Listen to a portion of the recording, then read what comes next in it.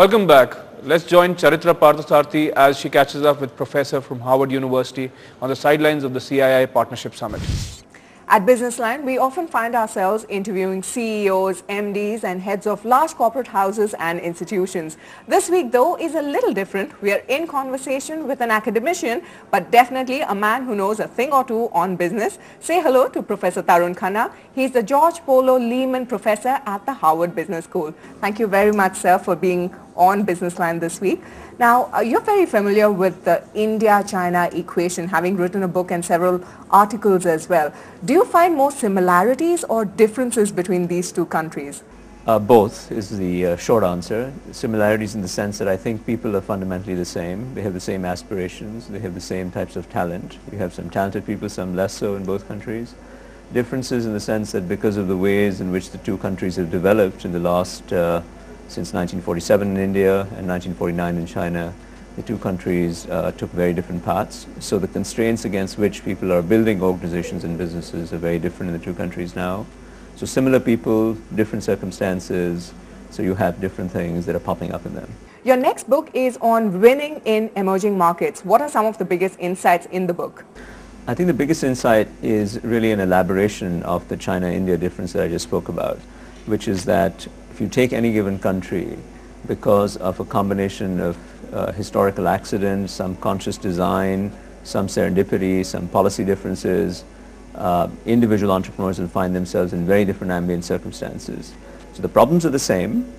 Big problem that I spoke about today at the CII Summit was the problem of financial inclusion and talent inclusion. These problems exist in most emerging markets, but the way in which we're going to solve them through the private sector is going to be quite different in different places. And in this book, what we try to do is try to lay out a playbook for how one builds a world-class company in a developing country. Why do you think India has taken such a long time and has been so slow to jump onto the FDI bandwagon? Well, it's improved in recent times. But the answer to your question, I think, is for some very good reasons and some very bad reasons. The good reasons are that luckily we didn't go through something called a cultural revolution. Cultural revolution, as you may remember, was from roughly mid-60s to mid-70s when the Chinese essentially decimated everybody in their country. Got rid of all the business people, got rid of all the intellectuals, got rid of all the thought leaders, and really set themselves back a good 20, 30 years.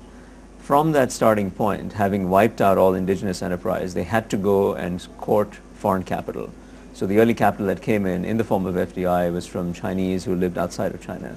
And then they built on that system and it mutually reinforced itself. We never had a cultural revolution. We always had an indigenous entrepreneurial class. And so we're fortunate that we didn't need as much FDI. So that's a good reason. The bad reason is that some of our entrepreneurs, instead of continuing to build good businesses, have engaged in a familiar process of protectionism and trying to steer things towards themselves as opposed to continue to contribute to society. And that's the bad part for why we've been slow in embracing FDI. So a little bit of good and a little bit of bad.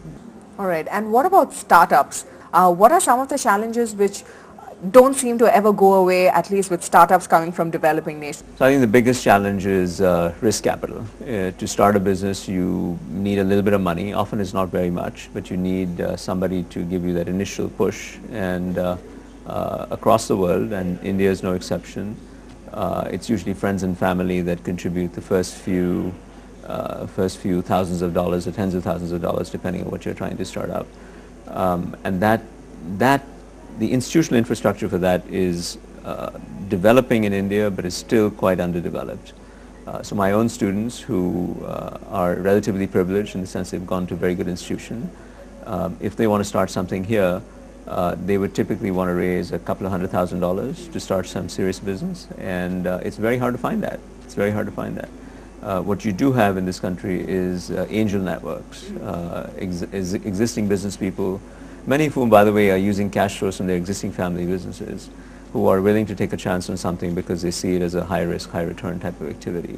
And most of the startups that I've had occasion to be involved with in this country have involved mobilizing this network, this informal network of people, to point them to interesting opportunities and effectively acting as a matchmaker between very talented students from Harvard or MIT and local Indian providers of capital. Is it reaching a level of saturation in developing countries, at least in India? I don't know the statistics off the top of my head, but my guess is we are optimistically 10% penetrated maybe in this country, and in many other countries far less so. Some countries have had a spate of activity. You know, Bangladesh comes to mind because of Professor Yunus and Grameen and so on, and BRAC and other entities. Bank Rakyat in Jakarta comes to mind. Some of the countries in Latin America, Mexico, come to mind. But even there's room for another 20 years of very aggressive growth still. Thank you very much for laying a lot of doubts to rest and really enlightening us, especially about the Indo-China relationship. Thank you very much, Professor, for joining us on Business. Sound tips indeed. That's all for this week. Do join us on the same show, same time next week. Also, you can catch us on YouTube and on our website, ndtv-hindu.com. Goodbye.